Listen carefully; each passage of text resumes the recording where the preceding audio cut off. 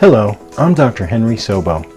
Today I'd like to share with you a new treatment for hair restoration for both men and women. This state-of-the-art treatment is called PRP, or Platelet Rich Plasma. It's been used for years by elite athletes and their doctors for treating joint and tendon injuries, and now it's being used to stimulate natural hair growth. It's simple and yet very powerful.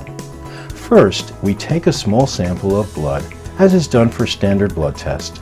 Then we place it in a centrifuge, which separates the platelets from the red blood cells. The platelets are the cells in your blood which naturally release growth and healing factors into areas of injury in the body. By injecting platelet-rich plasma into the scalp, we stimulate the hair follicles and rejuvenate them. The result is a fuller, thicker head of hair. PRP is a simple in-office procedure.